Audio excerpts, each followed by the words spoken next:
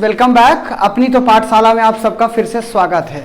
आज मैं आप लोगों के सामने क्लास 10th और 12th में आने वाला 1 या 2 नंबर के क्वेश्चन से आपका परिचय कराऊंगा। और ये बहुत ही सिंपल सा कॉन्सेप्ट है, पर जब तक आप नहीं जानते हैं तो ये ही आपके लिए बहुत डिफिकल्ट हो जाता है। ठीक है, तो एक है जीरेंड और एक आता है इनफाइनाइट। ठीक है बच्चों, हालांकि इन दोनों का एक दूसरे से कनेक्शन है, इसलिए हम दोनों को एक साथ ही आप लोगों को बताने जा रहे हैं। 1 नंबर ये समझ लीजिए 2 नंबर का आएगा तो भी आपके 2 नंबर सेव है। 1 नंबर का आएगा तो ये कंफर्म आता है, हर साल आता है। या तो इन्फिनाइट आएगा यूज करने के लिए या तो जीरेंड आता है। जीरेंड में रहेगा तो इन्फिनाइट में रहेगा तो जीरेंड इस्तेमाल करने के लिए रहेगा। सबसे पहले हम इस्तेमाल करेंगे जीरेंड के बारे में जानने के लिए कि जीरेंड है क्या चीज या आखिर ये क्या चीज है। ठीक है, तो जीरेंड को बच्चों 3 भागों में हम रिप्रेजेंट किया जा सकता है, लेकिन अभी हम 2 भागों में ज़्यादा ध्यान देंगे क्योंकि वही आते हैं 2 पार्ट्स में, और तीसरे पार्ट में ध्यान नहीं देंगे, हालांकि समझ उसको भी लेंगे। ठीक है, तो पहला जो होता है वो सब्जेक्टिव होता है। क्या होता है बच्चों? सब्जेक्टिव जीरेंड। क्या होता है? सब्जेक्टिव जीरेंड। दूसरा होता है ऑब्जेक्टिव जीरेंड। क्या होता है? ऑब्जेक्टिव जीरेंड। और तीसरा नंबर होता है कॉम्प्लीमेंट। क्या होता है? कॉम्प्लीमेंट। हालांकि ये कॉम्प्लीमेंट्री के अंतर्गत आता है। इसका इस्तेमाल आप एसएससी या एनआईए बड़े बड़े एग्जामों के अंतर्गत अंग्रेजी में आता है, लेकिन इसको बहुत पढ़ना पड़ेगा, फिर पार्टिसिपल वगैरह। तो हम अभी क्लास 10th और 12th के लेवल में चल रहे हैं, तो सिर्फ आपको सब्जेक्टिव और ऑब्जेक्टिव जीरेंड के बारे में रूबरू कराएंगे। ठीक है बच्चों, तो आइए जानते हैं कि आखिर ये सब्जेक्टिव ऑब्जेक्टिव क्या है। आप देखते होंगे जब भी कोई सेंटेंस बनता है उस सेंटेंस में सब्जेक्ट के रूप में या तो नाउन होता है या तो प्रोनाउन होता है। जैसे निशा रोट आ लेटर, लिख लिया आपने। निशा पत्र लिखती थी, समझ में आ गया बेटा? तो निशा यहाँ पे क्या है? नाम है कोई, और किसी भी सब्जेक्ट का जो भी चीज नाम रहता है वो क्या कहलाता है? नाउन रहता है ना। और इसी को हम सब्जेक्ट बोलते थे। या तो निशा नहीं है तो इसकी जगह क्या हो जाता था? She wrote a letter. She wrote a letter. यानी आप ये समझ लीजिए कि किसी भी सेंटेंस को बनाने के लिए या तो हमें नाउन की आवश्यकता पड़ती थी। किसकी बेटा? नाउन की। या तो हमें प्रोनाउन की आवश्यकता पड़ती थी। ठीक है, प्रोनाउन कोई एक नहीं होता है, प्रोनाउन बहुत सारे होते हैं। ही, सी, इट, आई, वी, यू, दे। तो यही सारी मैं करता हूँ, तुम करते हो, वो खाते हैं, वो जाते हैं, हम आते हैं, तो यही इस्तेमाल करते हैं। ठीक है, और नहीं तो निशा, सीता, गीता, अनीता। जब कोई सेंटेंस बनाते हैं तो या तो सब्जेक्ट नाउन या तो प्रोनाउन होता है, लेकिन जीरेंड में ऐसा नहीं होता है। अब देखो, मान लीजिए हम आपसे सेंटेंस बोले हैं कि पढ़ाई करना एक अच्छी बात है या नाचना एक अच्छी आदत है। क्या? नाचना। तो यहाँ हिंदी में जैसे लिखे नाचना एक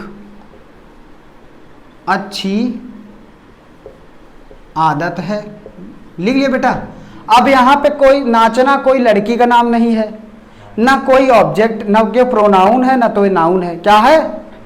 ना नाउन है ना प्रोनाउन। जब कभी सब्जेक्ट का काम, अब यही जीरेंड बताता है, जब कभी सब्जेक्ट का काम कोई वर्ब करे। क्या करे? नाचना एक क्रिया है, वर्ब है। जब कोई काम सब्जेक्ट के रूप में कोई वर्ब करे तो वो हमें जीरेंड कहलाती है। तो जब सब्जेक्ट के रूप में काम करे जीरेंड तो सब्जेक्टिव। और अभी हम बताएंगे आई लव डांसिंग, जैसे ऐसे लिखते हैं I love singing, I love singing, ऐसे लिखते हैं ना sentence. I love playing, I love eating. तो यहाँ पे ये ऑब्जेक्ट, क्योंकि प्यार करना भी एक वर्ब है, प्यार करना भी वर्ब है, और लविंग, फिर सिंगिंग का क्या मतलब है? एक साथ दो वर्ब आ रही है ना। तो ये जो होता है ये ऑब्जेक्टिव फॉर्म है। क्या? जीरेंड का क्या है? ऑब्जेक्टिव, जो ऑब्जेक्ट की जगह इस्तेमाल हो, सब्जेक्ट की जगह नहीं। और ये वाली जो वर्ब होगी, जैसे इसको लिखेंगे क्या? Dancing is a good habit. आप लोग टीवी में लिखा रहता है, देखे होंगे, लिखा रहता है smoking is injurious to health. Smoking is injurious to health. Drinking is injurious to health, यानी पीना, धूम्रपान करना स्वास्थ्य के लिए हानिकारक होता है ना, या लाभदायक नहीं होता। ऐसे सेंटेंसेस। तो वहां वर्ब से सब्जेक्ट को स्टार्ट किया जाता है। तो वर्ब से जब सब्जेक्ट को स्टार्ट किया जाए तो तो उसे हम बोलते हैं जीरंड, सब्जेक्टिव जीरंड। और जो ऑब्जेक्ट में आया आईएनजी, दो वर्ब आए और एक वर्ब आईएनजी हो, तो उसे हम बोलेंगे objective gerund. Do you understand that? अभी और समझो। लेकिन आप सोचो सर जी कि आप डांस की जगह डांसिंग क्यों लिखे? नाचना तो डांस माने होता है ना, तो डांस। तो जीरंड में हमेशा आईएनजी इस्तेमाल करेंगे। क्या इस्तेमाल करेंगे बेटा? जीरंड की जितनी भी वर्ब रहेंगी आईएनजी कहलाएंगी। ठीक है। अब आपको हम कुछ और एक्सरसाइज लिखवा करके बताएंगे इनफिनाइट क्या होता है। इसको आप स्क्रीनशॉट ले सकते हैं। ओके, तो डियर स्टूडेंट, इसमें 4 से 5 एक्सरसाइजेस हैं और आपको इसी प्रकार से एग्जाम में पेपर में आ सकता है। तो जैसे ये फॉर्म आपको दिख रहा होगा जीरंड फॉर्म में है। आपको मैंने बताया अभी जीरंड की क्वालिटी कि जब किसी सेंटेंस में वर्ब क्या होती है, सब्जेक्ट के रूप में काम करती है, तो वो जीरंड कहलाती है ये चीज। अब हम जानते हैं इनफाइनाइट वर्ब क्या होता है। किसी भी वर्ब के पहले टू लग जाए और वर्ब का फर्स्ट फॉर्म हो तो वो इनफाइनाइट वर्ब कहलाती है। तो जैसे प्लेइंग है तो इसको हम क्या लिख सकते हैं? To play. ठीक है। सेंटेंस का अर्थ बिल्कुल नहीं बदलता है। जैसा कि मैंने तुम लोग को बताया, ये एक दूसरे के रिश्तेदार लगते हैं, इसलिए इनका कनेक्शन बहुत जबरदस्त रहता है। आइए सॉल्व करते हैं। जैसे playing football is good for health, football खेलना स्वास्थ्य के लिए बहुत अच्छा है। तो अब इसको हम जब जीरंड से क्या बनाएंगे? इनफाइनाइट में बनाएंगे। तो कैसे बनाएंगे बेटा? टू प्ले, टू प्ले, बाकी सेम वही चीज। To play football is good for health. ठीक है, कितना सरल है। तो ये तो सब्जेक्टिव था। क्या था? सब्जेक्टिव। अब यहां पे देखिए, आई सा हिम डूइंग समथिंग। यहां डूइंग क्या है?